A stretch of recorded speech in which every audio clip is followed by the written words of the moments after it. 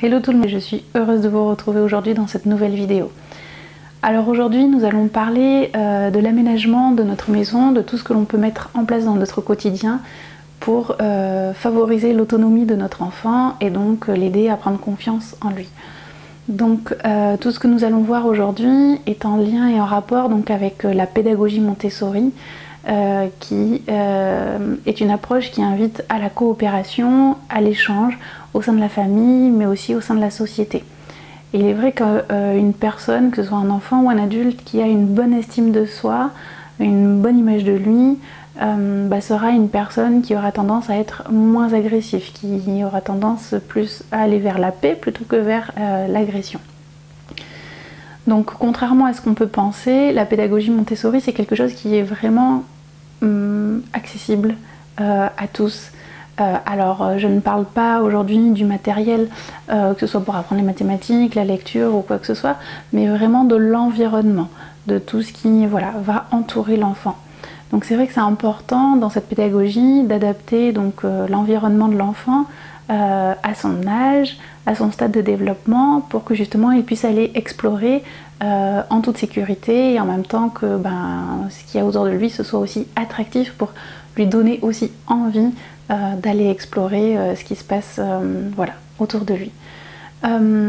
Donc c'est vrai qu'à partir du moment où l'adulte crée un environnement sécurisant, ce qui est important et agréable aussi pour les adultes, c'est que du coup on va être moins amené en tant que parent à dire non à notre enfant. C'est-à-dire que si on a mis en hauteur par exemple les choses auxquelles il n'a pas droit, on ne sera pas sans cesse en train de lui dire non, attention, ne touche pas ça, non, n'ouvre pas ça, non, ne va pas là. Parce que voilà, l'environnement aura été pensé, aura été installé, travaillé, de façon à ce que justement il puisse aller voir un petit peu tout ce qui se passe autour de lui, qu'il puisse aller toucher, qu'il puisse transvaser en toute tranquillité et en toute sérénité. Plus l'enfant donc va manipuler, va se déplacer librement, plus du coup il va prendre confiance. Il va donc essayer certaines choses, essayer encore et encore jusqu'à y arriver et du coup il va prendre confiance et il va gagner en autonomie. Et c'est vraiment ce que l'on recherche dans cette pédagogie là, c'est de rendre l'enfant autonome et qu'il puisse faire seul. Voilà. Donc aujourd'hui nous allons voir tout ce qu'on peut faire ou aménager pour que justement l'enfant puisse faire ses activités en toute tranquillité.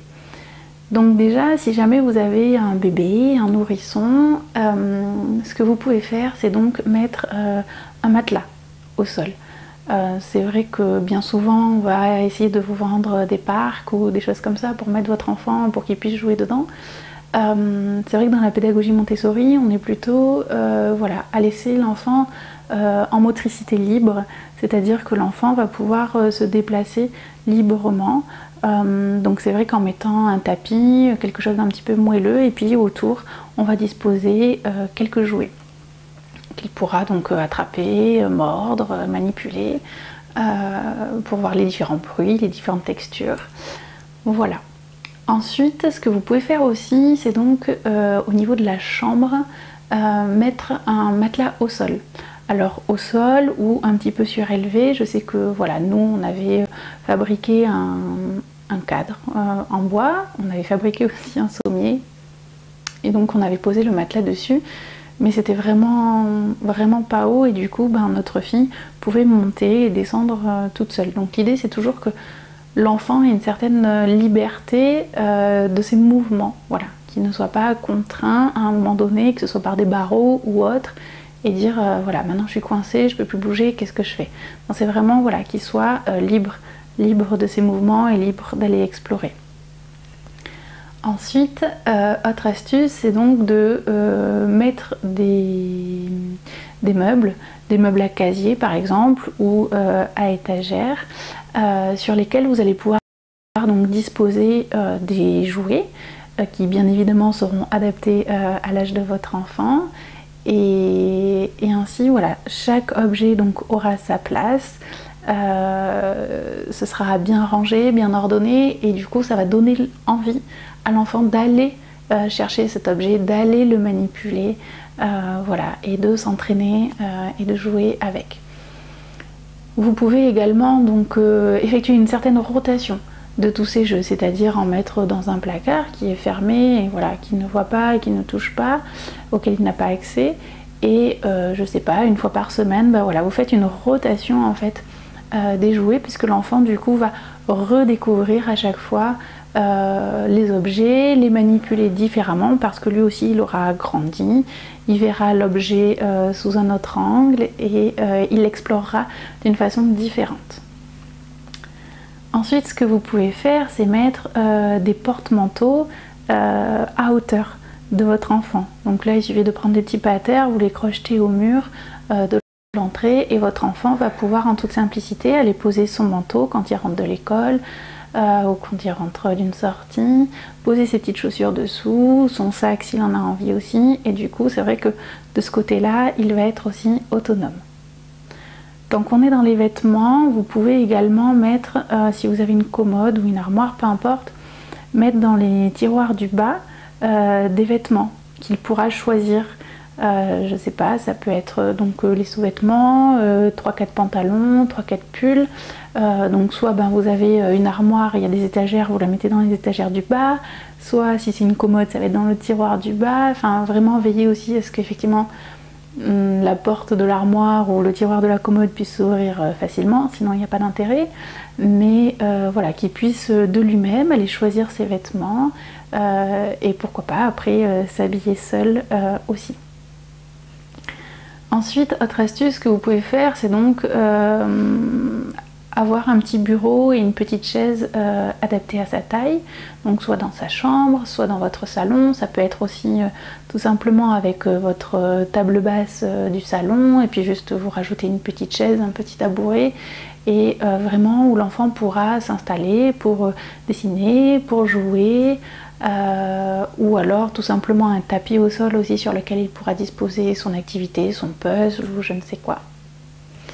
Cette table et ce bureau peuvent également servir pour manger. Donc c'est vrai que c'est important aussi d'inviter l'enfant à mettre son couvert, à participer en fait à tous les gestes et à tous les actes de la vie quotidienne, parce que jusqu'à 3 ans en général il n'y a pas vraiment besoin de jeu. Ce qui les attire surtout, ça va être tout ce qui nous entoure et tout ce avec quoi nous vivons, enfin tout ce qui fait partie de notre quotidien. Donc c'est vrai que voilà, aller mettre le couvert, poser les assiettes, savoir qu'il y a la fourchette, qu'il y a le couteau, qu'il y a le verre. Vous avez aussi des dessous là que vous pouvez mettre donc pour protéger la table et donc sous l'assiette, où vous avez déjà en fait les formes du couteau ou de la fourchette de dessiner, et comme ça permet à l'enfant de savoir où est-ce qu'on place la fourchette, où est-ce qu'on place le couteau, où est-ce qu'on place le verre, et ainsi il pourra mettre son couvert en toute autonomie. Autre idée, vous pouvez aussi donc avoir un petit étendoir à linge adapté à la taille et à la hauteur de votre enfant, lui mettre quelques petites épingles à linge à disposition, et puis voilà, quand vous avez la machine à étendre, vous pouvez lui donner donc ses affaires, son pull, son pantalon, son pyjama, peu importe, et lui il va pouvoir donc aller étendre ses vêtements. Autre idée, ça va être de créer dans votre jardin ou sur votre balcon ou au sein de votre maison si vous avez une petite jardinière, mais un petit coin potager pour votre enfant, dans lequel vous allez pouvoir aller planter des choses avec lui. Je ne sais pas si vous avez envie de planter des fraisiers pour avoir des fraises, si vous avez envie de planter de la ciboulette, du romarin, enfin il peut y avoir plein de petites choses comme ça qui sont très faciles à planter, très faciles à entretenir. Ça permet à l'enfant aussi voilà, d'avoir son arrosoir, d'aller arroser ses fleurs, de récolter, que ce soit pour la cuisine ou, voilà, ou pour manger. Et en général ils aiment beaucoup ça. Donc si vous avez un extérieur, vous essayez de créer sur un bout de terre une petite parcelle qui sera prédestinée pour vos enfants. Sinon je vous dis, voilà, vous prenez un gros pot de fleurs et vous le mettez à l'intérieur de votre maison si vous vivez en appartement et que vous n'avez pas de balcon, vous n'avez rien, ou alors dans une jardinière. Mais c'est vrai que les enfants aiment beaucoup ça aussi,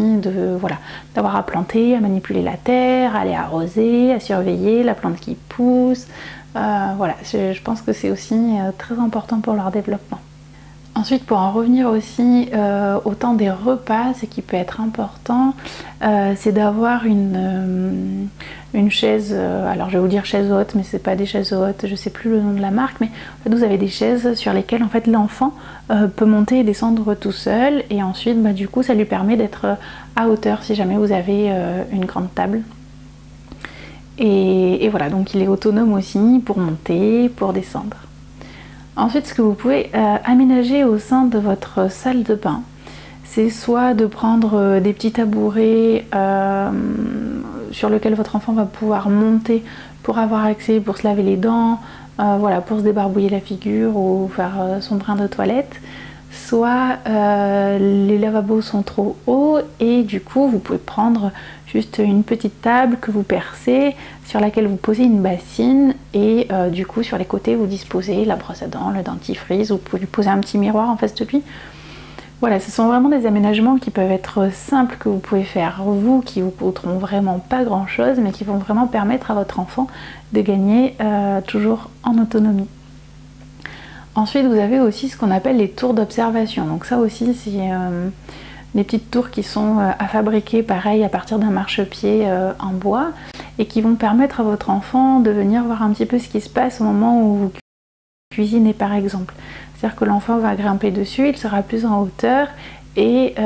du coup il va voir ce que vous êtes en train de préparer, comment, ce qu'il y a dans la casserole, ce qu'il y a dans la poêle, d'être à la bonne hauteur pour aussi avoir toutes les odeurs à proximité et donc voilà, de pouvoir participer. Voilà, j'espère que toutes ces astuces vous seront utiles, que vous pourrez les mettre en place voilà, facilement dans votre quotidien. Je vous dis à très bientôt dans une prochaine vidéo.